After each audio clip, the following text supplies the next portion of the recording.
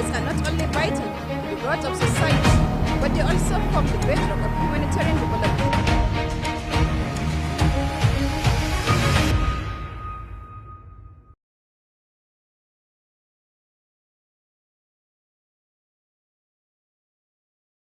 Hello and welcome to The Reporter. Don't forget, The Reporter is a news and current affairs program that goes beyond the headlines, bringing reporters from the field to give you first-hand accounts and in-depth analysis of unfolding issues, correspondence, perspectives, ensuring balanced, credible, and comprehensive storytelling.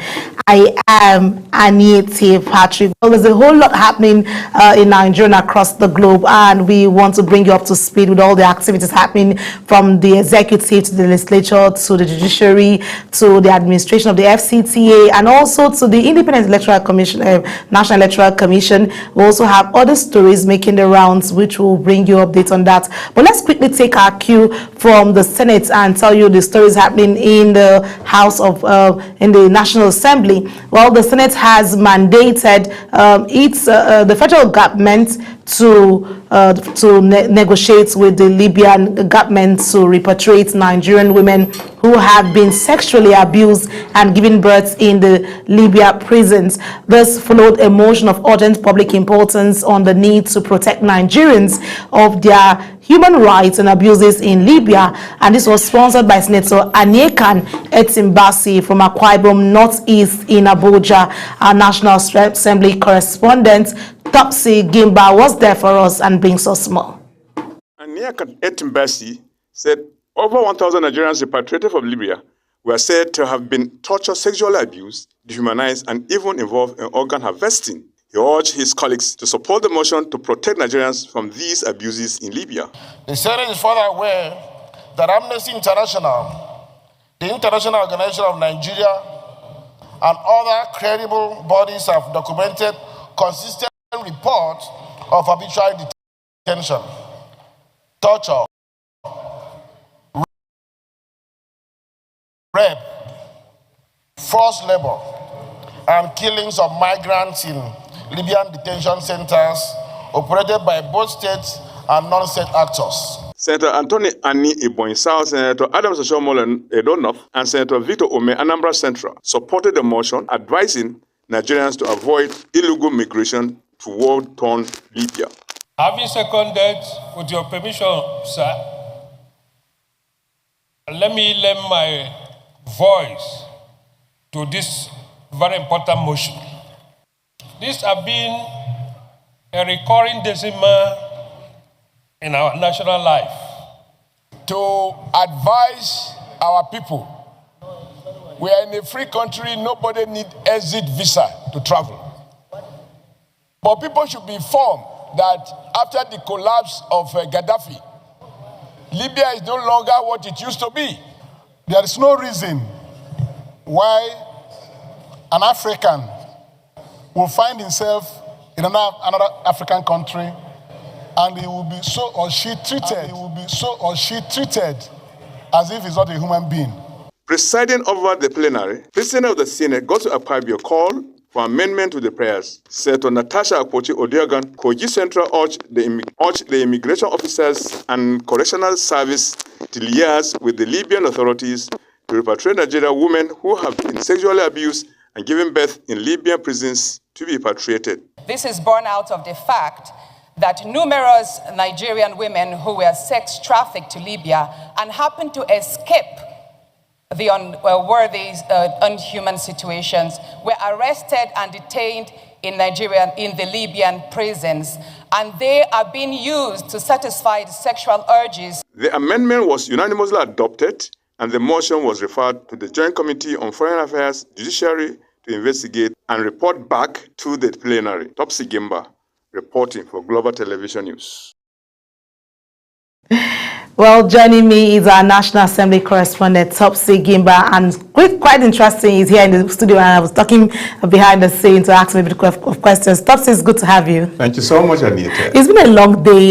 There's a whole lot happening from the legislature and the issue of this human issue. It's not the first time Nigerians are getting abused there in Libya. We've had a lot of stories happening around that. But let's look at what prompts the Senate to mandate the federal government to negotiate Libya over the repatriation of Nigerian women allegedly abused and detained in Libya prison, because it's one too many, if you ask me. So let's look at, from your perspective, being the fact that you were at the sitting. Yeah, I had the opportunity really to cover that particular city. That was yesterday, indeed, I must tell you, Anita. It was one of these motions that was brought before the Senate yesterday by Senator Aniakan Etimbasi from Akwa Ibom. It was looking at the issue holistically, the way Nigerians have been going through hazards of life in attempts to cross the desert to get to Europe. And don't forget, to connect Europe, one passes through Libya, and Libya becomes a hub where they will rest before they continue. But again, the Libyan government or Libya authority has made it in a way that wherever Nigerians are crossing through Libya to get to anywhere, they will now arrest them. And some, like women, for instance, they suffer a lot, sexually abused, dehumanized. Some of them, they are thrown into prisons. And at the end of the day, they even get them pregnated. And at the end of the day, they give birth with their children still in prison. So this became a source of concern that they had to now come up with this motion to see how best it could be addressed. You know, that was the reason of that particular motion. And so one of the contributors was Senator Akpoti Odiagan, who has said not just repatriated, but women in particular who have been abused sexually inside prison and even given birth, that they should hasten up to even bring them home. There's a need to negotiate with the immigration office, correctional center, service, so to speak, to now bring these Nigerians using the Nigerian government and Libyan government and see how best they could be brought to Nigeria, as a matter of fact. You know, just like you mentioned, the issue of protecting the women held there in captivity, I look at the psychological effects on these women. It takes a whole lot for the fact that trauma is in place. You're in prison, you're being dehumanized, and then you're now being pregnated, and you have a child. Each time you turn and look at that child, there's always a flashback.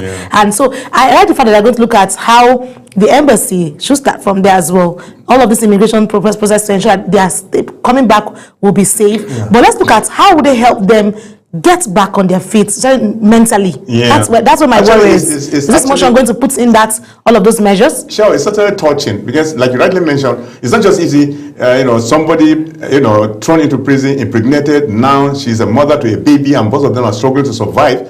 That becomes a very big problem. And so mentally the person wouldn't be stabilized. But again, the reason of these dangerous journeys most of them are embarking upon is because of the lack of good economy. Exactly. Yes, the economy is very poor. And that's why they prefer facing the danger, crossing the deserts, facing beasts, the hazards and all that. No hazards, along the line. Some of them will even get drowned in crossing the Mediterranean Sea to get to Spain. So it's a whole lot of problem, and that's why these lawmakers felt it was important for them not just even bringing them, but they should equally be supported financially. That's it. So that they can live life with. If you decide to bring them home, then what then will it give as palliative so that the person can now start life with? And so it is on that particular basis. But one of the lawmakers, Adam Shomole, made a very valid point. He said, for what reason you don't have valid papers? You don't have visa to travel. So why are you out? So you should expect this dehumanization. Exactly. And you should expect that. And so Nigeria should supposed to be educated. One of the key words they use, be educated, so that you know the implication of crossing this desert and get to Libya, and then you'll be dehumanized by Libyan authorities in a way that you will not believe it. But this guy, Senator Vito Ome, who at one time was the chairman Senate Committee on Diaspora, got up and said, Nigeria belongs to so many organizations, including AU, and they should report that there's just no reason for Nigeria as a country for you to cross another a country from Nigeria to another country, and then you'll be dehumanized like the way they're doing to others. It's not like that. Nigeria belongs to so many United Nations, different African Union and organizations, also UN as well. particularly AU. All right. It's well, so we just hope that going forward, that all of these measures will put in place, and then the federal government will also take the active measures to ensure that this is safe and sound. Thank you so much. It's always a delight having you here in the studio. I appreciate it. All right, let's move away from Topsy and tell you other stories making the run away from the issue of the immunization. Well, the immediate past national chairman of the All Progressives Congress, APC, Dr. Abdullahi Umar Ganduje, has congratulated Governor Peter Mba of Enugu State for his bold decision to defect the ruling party, describing the decision as one that is progressive. The former Kano State governor stated that Governor Mba has shown conviction, clarity, and courage, noting that he has chosen national alignments over division in the interests of the people of Enugu State. Well, that's one of the stories that also came up on the field to that. Let's also tell you that other stories also making the round that also have the story about the Independent National Electoral Commission, which is also holding stakeholders meeting across all fields, from the CSOs, the political parties, and all of this conversation going about the Independent National Electoral Commission, INEC, has reaffirmed its commitment to credible and inclusive elections as it met with leaders of registered political parties in Abuja. The meeting, the third in the Commission's quarterly series for the year, focused on ongoing preparations for the upcoming polls and the continuous voter registration exercise. Yes, Sadia Yakubu with the details. The acting chairman of the commission, May Agbamuche Ubo, said the meeting provides an avenue for regular engagement between INEC and political stakeholders to strengthen Nigeria's electoral process, while reviewing activities carried out so far in 2025, including the by-elections conducted across 12 states in August and preparations for the Anambra governorship election slated for November 8, 2025. The acting chairman pledged INEC's commitment to transparency, adding that weekly updates on voter registration figures are published on the Commission's website. The Commission is committed to keeping strictly to the remaining activities as detailed in the timetable and schedule of activities. Political parties are therefore called upon to be mindful of the last day for campaigns and keep strictly to it. The Commission has been working assiduously and making arrangements for the successful conduct of the Anambra State governorship election. On his part, the national chairman of the Inter-Party Advisory Council, Dr. Yusuf Mamman, stressed the need for political leaders to work together in deepening democratic governance. Taylor reaffirmed IPAC's commitment to partnering with INEC in promoting peaceful, credible elections and fostering political stability across the country. The success of the off-cycle election, this off-cycle election will set the stage for the upcoming elections in 2026, including the Federal Capital Territory Area Council polls, Osun and Ekiti State's gubernatorial elections, and the decisive 2027 general election. INEC should put its act together and get it right. With the new leadership, citizens' expectations are high, very high. The Commission should justify the confidence the nation reposed in it. This is the only way to rebuild trust in the electoral process and encourage mass participation in future polls. As Nigeria prepares for the Anambra governorship election and other future polls, the dialogue between INEC and political parties is expected to shape reforms that will further strengthen the credibility of the electoral system. From Abuja, Sadia Yakubu, reporting for Global Television.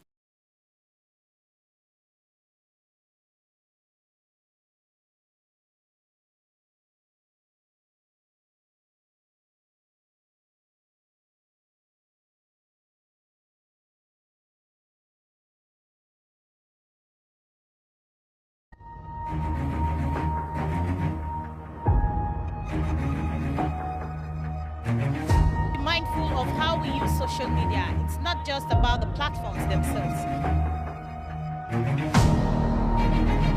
To the preservation of the national unity and democratic. But they also form the bedrock of humanitarian development.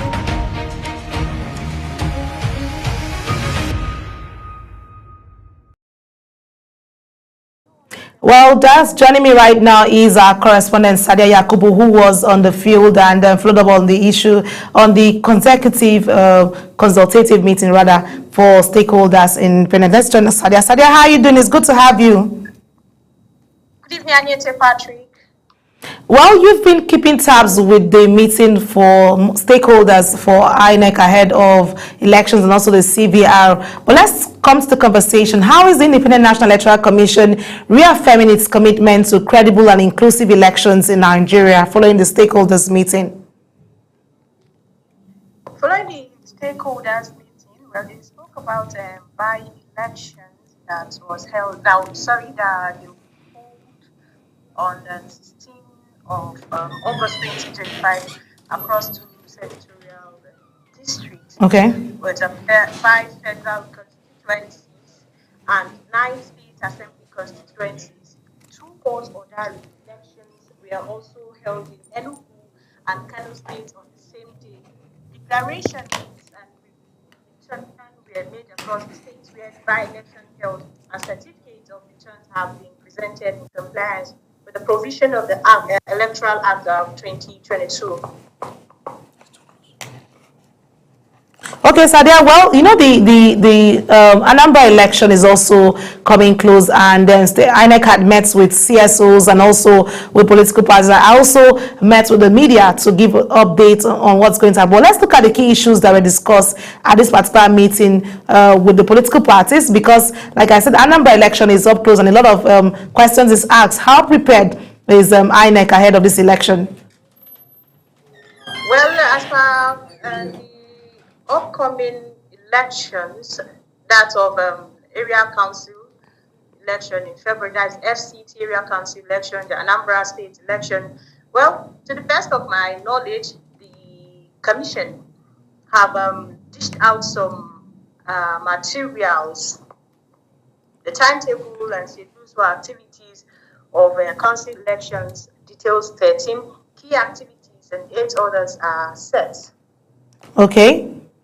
So all of this is put in place to ensure that the polls are credible ahead of it, right? No issue of voter buying, no issue of all of those things, no figures given in terms of what's going to take place on preparedness, on sensitive, non-sensitive materials ahead of Anambra? For now, like I stated earlier, they've dished out the electoral materials for the Anambra state election and, of course, the FCT upcoming elections as well. And then talking about the security aspects, the commission is working with the security agencies to ensure free, fair, and credible election. All right, Sadia, thank you so much for bringing us up to speed on that. We hope that you keep us informed, because we know that a whole lot of attention is being moved towards all of this election that are standing by, and also to see INEC's preparedness ahead of this. Thank you so much, Sadia, for being there for us.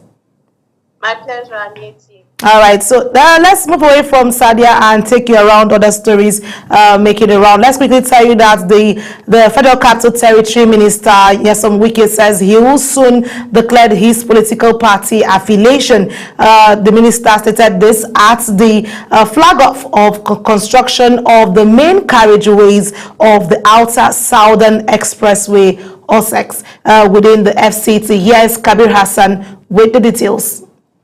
At the flag-off ceremony attended by dignitaries, top government officials, eminent personalities across the country, the FCT minister said he is set to reveal the political platform he will align with. He said the timing will depend on when conditions are right, hinting at strategic calculation ahead of the upcoming election. I'm very happy, but very soon I will speak to Nigerians. I've been watching on daily televisions and social media people who said, I want to destabilize the party. I'm working for APC. All of them now are in APC. The minister shifting focus to a project at hand, unveiling roads, infrastructure, describing how the work will benefit residents, ease traffic, and boost development across the FCT, while commending President Bola Tinubu of his agenda. stating that Renewed Hope agenda has been impactful to Nigerians. So for us, every promise made by this administration under the leadership of His Excellency Mr. President, be assured that we shall fulfill all the promises we have made to the people of the FCT. Wike's dual message today underscores a balancing act, the promise of new political clarity paired with continuous commitment to delivering infrastructure in the nation's capital. Nigerians will be watching closely for his party declaration and for the real impact of this project. Kabir Hassan, reporting for Global TV News.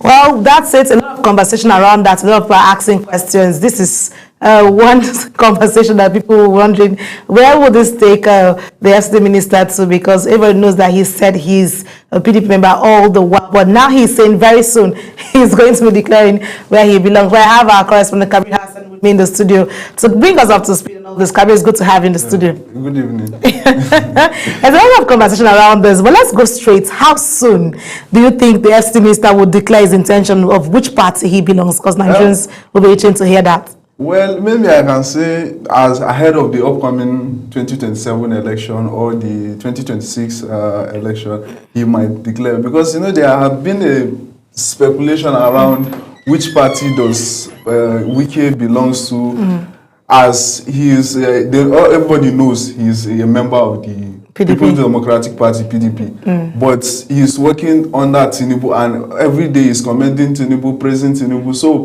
people are now thinking, is he really in APC or is he in PDP? So, and there are people, there are many politicians that criticize him about that. And now they are dumping their parties to APC, which is another angle to look at. Okay. So he said currently, as soon he will declare is where the party belongs to, as the people who are criticizing him also are now in APC. Okay. Well, the conversation is still very straight, because if you look at all of those things, whether you belong to any party, he always says that whether you're with a party A or party B, what matters is we have the dividends of democracy to deliver to the people of Nigerians. So that's why he's always making his emphasis that it is time to work. When you're given something to do, you do. But it's surprising that he's coming to say he wants to declare. So I'm just wondering what actually triggered or brought up that conversation, because he was supposed to flag off a construction. So what about this conversation? No, it's part of the conversation he brought as part of the achievement. He's when he mentioned that, he was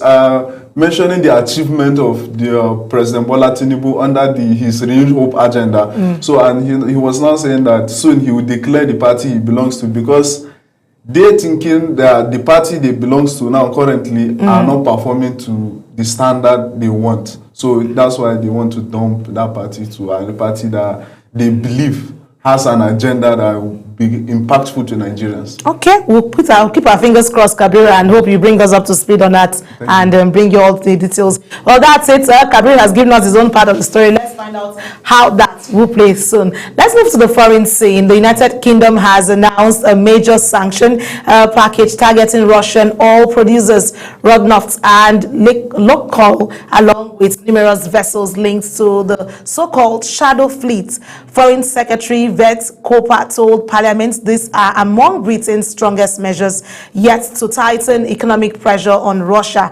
Here's Uyi Agumofegbe with the details. The new sanctions list includes Rosneft and Lukoil, two of Russia's largest oil companies, as well as over 50 tankers tied to shipping networks that evade existing restrictions.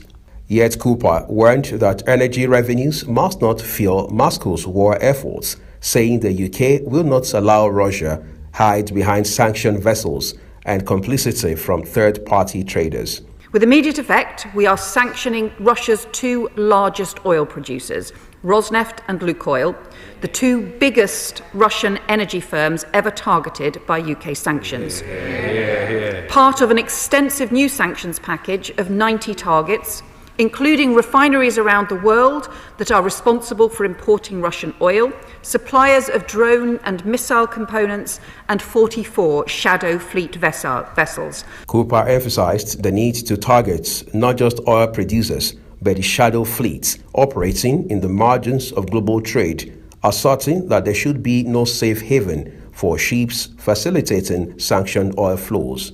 The package also extends sanctions to complicating actors, including companies in India and China that enable Russian oil to enter global markets. She further stressed that this move sends a clear signal: Russia must be barred from participating in mainstream energy markets. We're also strengthening our coordination with the EU, who are finalising a new wave of sanctions, and we are urging countries across the world to go further, working with us in targeting Russian oil and gas. She reiterated that alongside these sanctions, the UK will ramp up diplomatic efforts and pressure on states that facilitate illicit oil trade, insisting that unilateral sanctions must be backed by international coordination and enforcement.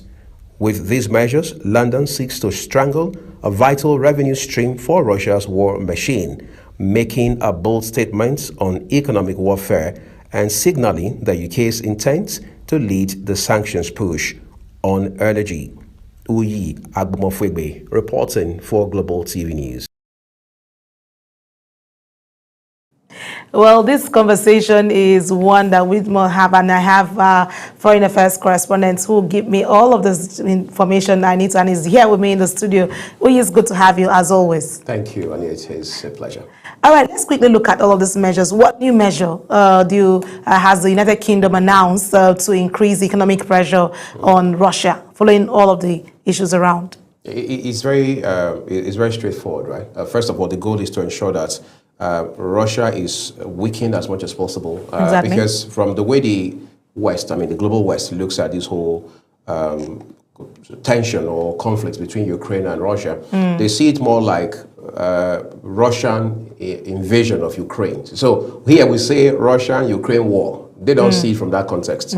They see it from the perspective of Russia invading Ukraine, and this has run for about 3 years. So to that extent, what they want to do is to ensure that Russia continues to get weakened, and one way to do that is to hit Russia where it hurts the most, and that is the oil facilities. And they also, as part of this sanction or package of sanctions, including everybody who identifies with Russia, and British citizens have been asked not to do business with Russians and Russian entities. All right, thank you so much, Uyi. I would have loved to take more, but time is not our friend. Well, that's it. Thank you so much, Uyi, for always being there. Well, this is where we draw the curtains on the program. We say thank you so much for being a part of The Reporter. Thank you for staying glued to the screen. A quick reminder that Global TV is on DSTV channel 365 and on Star Times channel 276.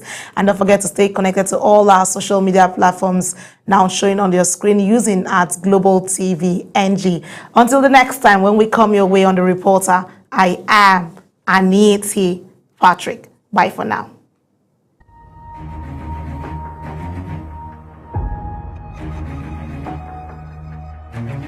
Be mindful of how we use social media. It's not just about the platforms themselves.